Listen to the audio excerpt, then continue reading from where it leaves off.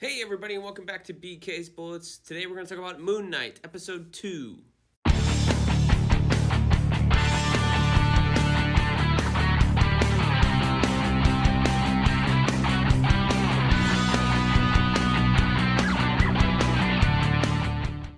Hey everybody and welcome back to BK's Bullets. As always, I'm your host, Brent, and today we're going to talk about Moon Knight, Episode 2, Summon the Suit. I think that's what it was called. That seemed to be the theme of today's episode. Man, what a great episode. I really like that. I really like what they're doing here.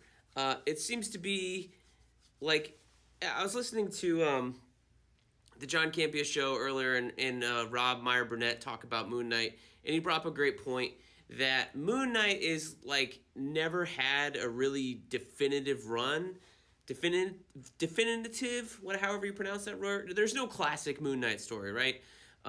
There's not anything that's been hailed as like particularly great or a classic or a must read, and that's one of the things about the Marvel books and comics, that like they don't have those evergreen stories the way that DC does with Watchmen, Crisis on Infinite Earths, Kingdom Come, Batman Year One, Batman Dark Knight Returns, Superman for All Seasons, all that kind of stuff.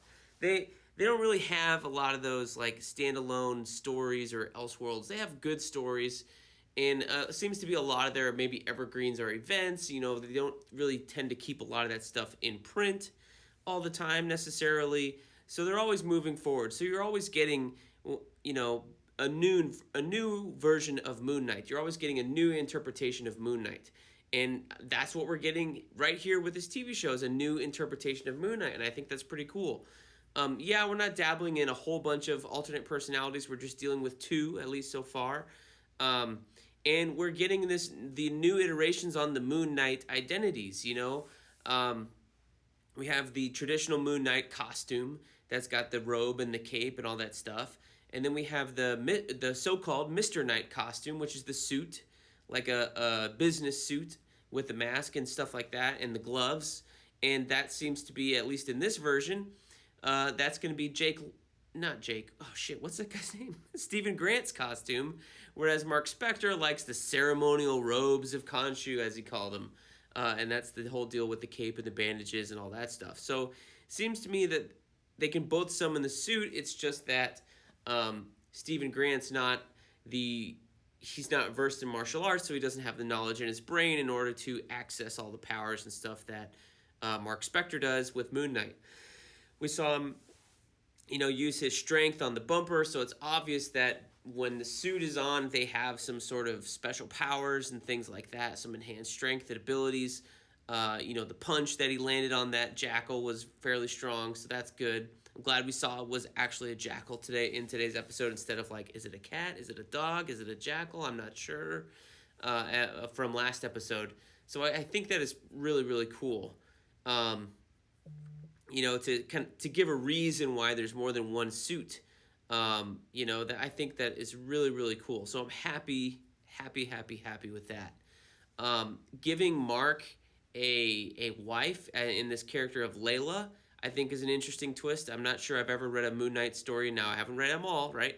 But I don't know that I've ever read one where he's married, and given him this character to play off of in Layla that, Steven's very interested in. He's like, I'll never divorce you.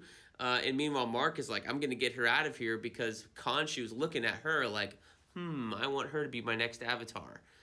That's very interesting. Another thing is, we have a former avatar of Khonshu who knows exactly what's going on, and that is still the character played by Ethan Hawke, whom I'm not sure we have a name for yet. At least they haven't said it or said, like, look out for this guy. His name is blank. So that's very interesting. So I'm really, really intrigued by what's going on in the show. I'm having a lot of fun. They're doing a lot more playing up of, the different personalities in this episode.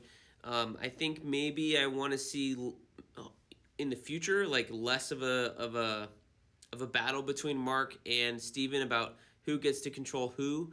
Although it did seem like at the end of the episode we were going to get Mark controlling Steven for a while, so to speak.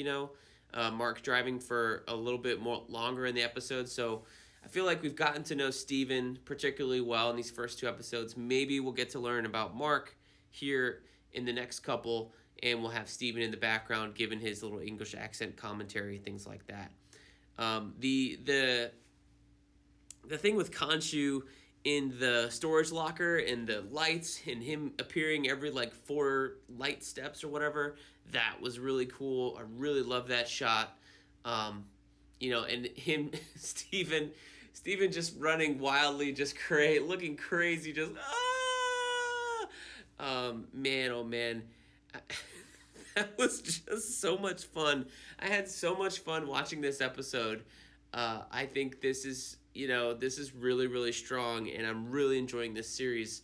We're on an upswing on this show, and I think that's really cool. So, I'm interested to see where this goes. Why we have this conflict between Amut. Seems like the gods have some personalities, some things between them. The Khonshu got kicked out. None of the other gods like him. Blah blah blah. It's really, really interesting. So I'm really excited to see where this goes. I think this is going to be a good one, guys. I think this is going to be a good one. We'll see if it tops WandaVision and Falcon and the Winter Soldier for me. But man, this is top 3 so far of these Marvel Disney Plus shows. So quick little review. I'm on travel, so there you have it. Thank you guys for watching. We'll see you guys next time in the Funny Pages.